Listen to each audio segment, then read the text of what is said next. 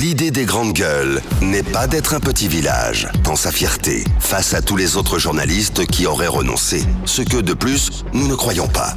Notre idée est plutôt de faire école, d'aider tout le monde et de constituer un laboratoire utile à tout le monde. Ici commence l'actualité de la Guinée. Bienvenue chez les GG.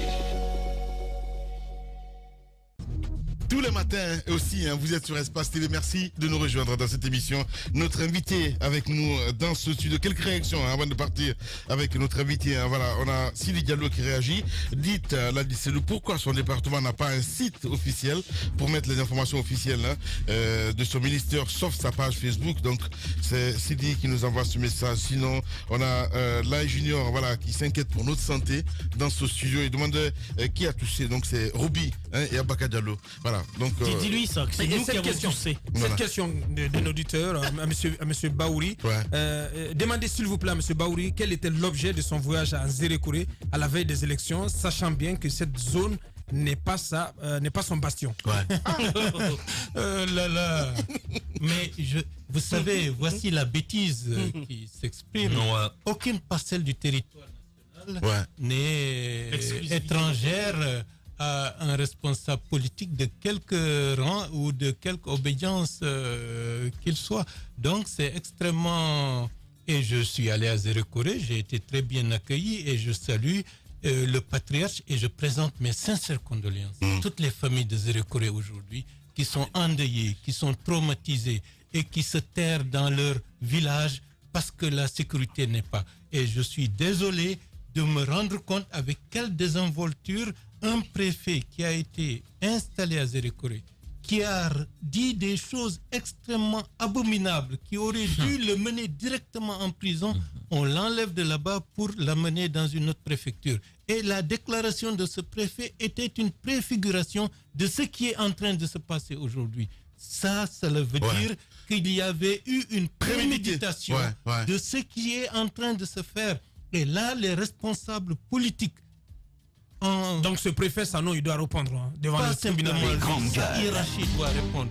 Et le gouvernement est totalement responsable de ce qui est passé. Le cas spécifique de Zérékouré, M. Baouri, est-ce que ce n'est pas une plaie le couteau qu'on remet dans une plaie qui existe déjà depuis les années 90? On le sait très bien que dans les années 90, on a la même configuration de violence qui avait eu lieu suite au communal. Je me souviens très bien. Il y a eu assez de morts. Il y a eu deux communautés qui se sont affrontées. Évidemment, il y a eu des politiciens qui ont utilisé cela, qui ont envenimé la situation. Est-ce qu'on n'est pas un peu dans le cas d'espèce cette fois-ci? Vous savez, la Guinée est victime de la mauvaise gouvernance depuis très longtemps.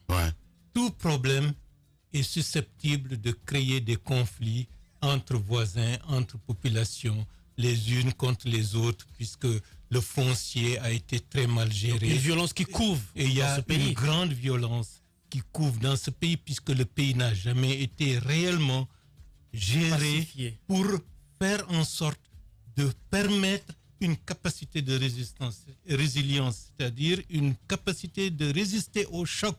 Mais tout a été désarticulé au bénéfice de quelques personnes. Et c'est comme s'ils prospèrent dans cette fragilité qu'ils ont institutionnalisée, que les Guinéens soient pauvres, donc ils sont corvéables et achetables, qu'ils se sentent tout le temps en insécurité pour que le droit ne puisse pas s'exercer. C'est cela qui fait qu'aujourd'hui, des gens qui portent l'uniforme de la République de Guinée se comportent comme des mercenaires vis-à-vis de leurs propres concitoyens et sans que ça leur vienne dans l'esprit en se disant mais ce que je fais est mal, ce que je fais n'est pas du tout admissible par le code militaire, par le code des forces armées, mais c'est une banalité extraordinaire. Vous voyez quelqu'un qui a un décret, il se comporte déjà comme le chef tout-puissant, les autres n'existent pas, c'est lui qui existe, le budget c'est pour lui. C'est inadmissible dans ce pays. Nous payons le prix de la mauvaise gouvernance depuis de très longues années et je souhaite que cela s'arrête. Et ça va s'arrêter. Et la dynamique tout ça, est telle aussi... La faute des politiques, finalement, à la fin du compte, parce que vous avez dit, depuis longtemps, évidemment, quand je vois cette manipulation, la classe politique, on doit toucher le doigt. La classe politique est aussi dans ce processus global. Le changement, ce n'est pas simplement ceux qui sont seulement du côté du pouvoir. Ouais. Il y a des gens aujourd'hui, hier ils étaient dans l'opposition, aujourd'hui ils sont dans le pouvoir. Hier, des gens étaient au pouvoir, ils sont dans l'opposition, vice-versa. En fait, Donc cela veut dire, je comprends très bien ce que vous voulez dire. qu'il y a une culture. Qu'on ait le bon sens quand même de faire des messages. On a vu Sidia Touré qui a fait un message à dire ne vous laissez pas manipuler par les politiques. Ne vous affrontez pas. Ne vous affrontez pas. Il a fait cette déclaration. Pourquoi d'autres ne le font pas? D'autres l'ont fait aussi. Hein. Il faut pas. Eli Kamano l'a fait dans l'autre sens. Il a fait une vidéo qui a été d'ailleurs très appréciée sur les réseaux sociaux.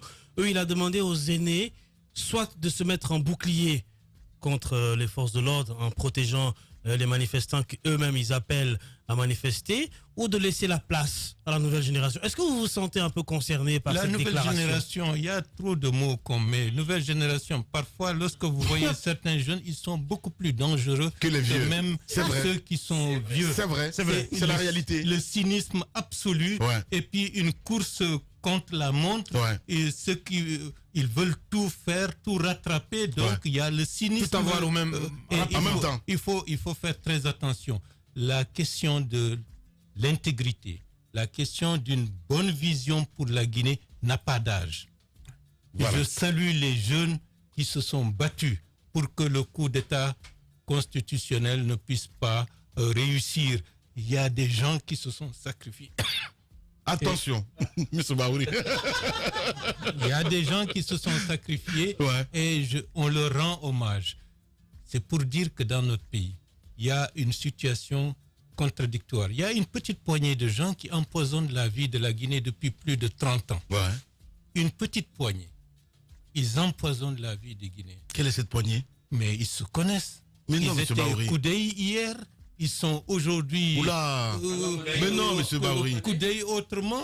Et puis, ils sont tous. Exactement. Regardez les statistiques, regardez tout ce qui était du gouvernement de 1998 à maintenant.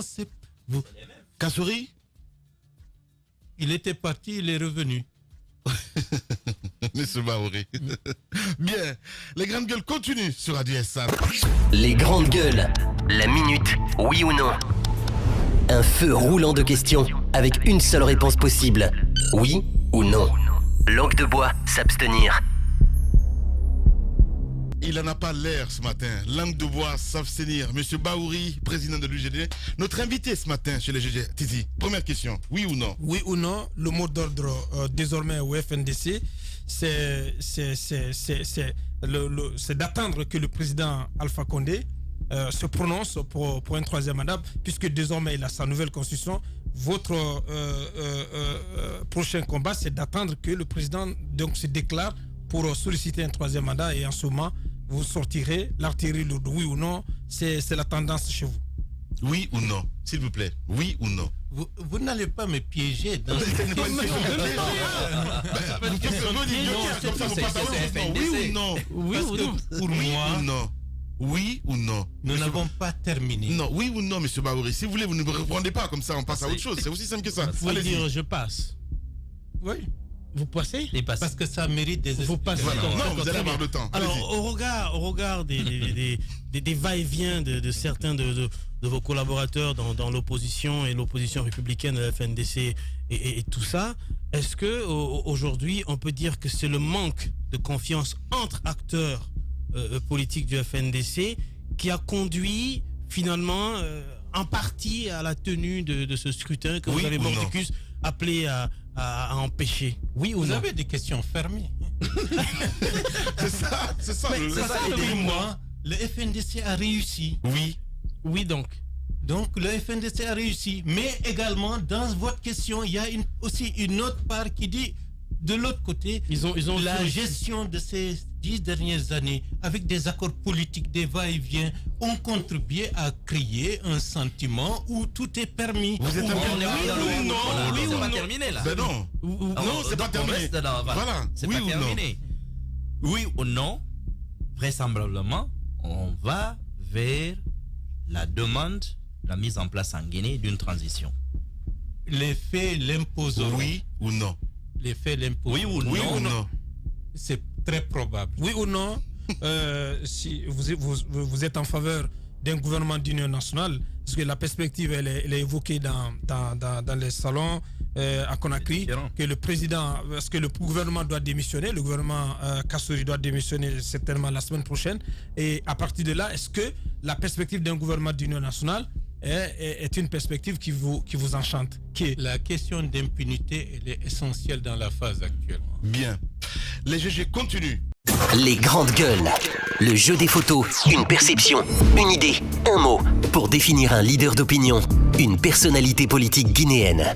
Avec notre invité ce matin, mon cher Titi. Lamine Guérassi. Oula. La définition de la personne, M. Bahouri? On vous dit le nom, vous regardez l'image et vous dites ce que vous pensez de la personne. Moi, je pense que il est le prototype d'une nouvelle génération de jeunes cadres, hommes d'affaires qui sont en phase avec le monde et qui veulent que la Guinée aille le plus loin possible, mais ils sont impactés négativement par une mauvaise gouvernance qui fait qu'ils sont tenus, disons, parfois de ramer. Mais je pense que c'est le prototype d'une nouvelle génération dont la Guinée peut se sentir fière. Amadou Damaro Camara, pour revenir aux fondamentaux. Je crois que c'est le symbole de politique qui sème la culture de la haine et qui ne devrait pas, dans un pays normal, avoir le droit à la parole, parce que tout ce qu'il fait, la plupart du temps, c'est semer la culture de la haine, la désolation. Et puis je pense que le pays aurait dû en tirer les leçons depuis très longtemps. C'est cette forme d'impunité qui fait que ce que nous avions connu il y a 10 ans revient aujourd'hui. Et si on continue ainsi, ce qui est encore plus grave risque de revenir. Il faut stopper. L'impunité doit être combattue systématiquement. Pour revenir au même prototype, Ousmane Gawal Diallo. Il faut qu'il apprenne à faire la politique avec plus de civilité, avec la tête et non pas avec les tripes ni avec les coups de poing. C'est le Dalen Diallo. No comment. No comment. Toujours. Comme toujours. Vos relations semblent quand même s'apaiser. Kiridi Bangoura. C'est le prototype de ceux qui ont toujours été avec tous les régimes. Kassouri Fofana. Et c'est quelqu'un de très intelligent. Je pense qu'il est ambitieux, mais je pense qu'il y a eu un problème de casting. Sinon, peut-être que dans d'autres circonstances, il aurait pu être beaucoup plus positif pour son pays. Abdoulaye Obalde. C'est un jeune que je connais depuis très longtemps.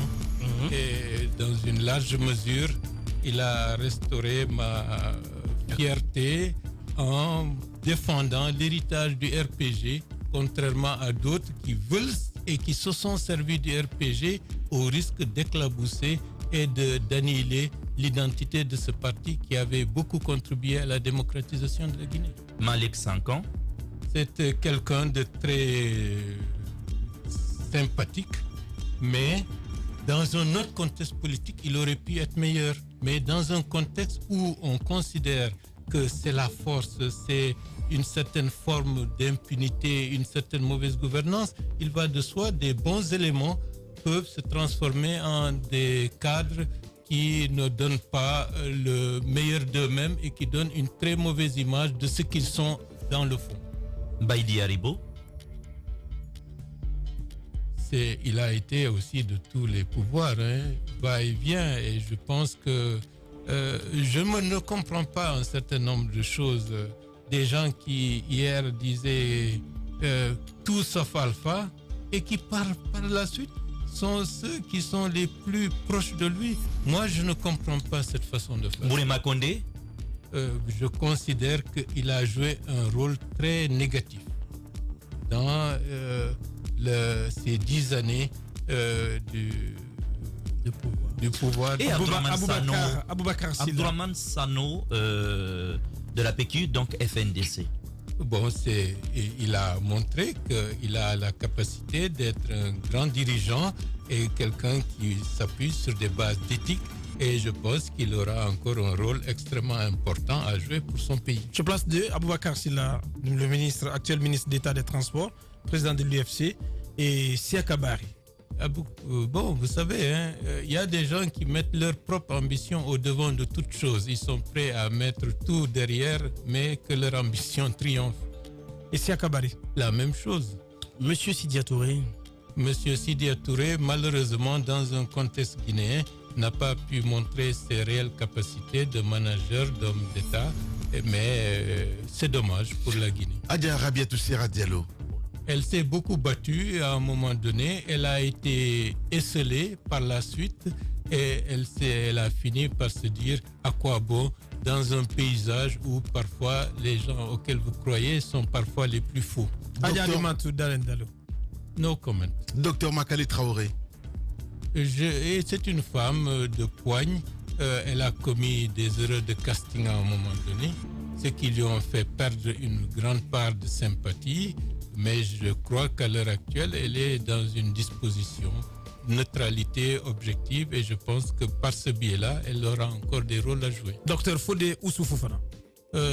Il est très sympathique, très jovial, mais dans un cadre bien organisé, il peut se révéler un bon élément.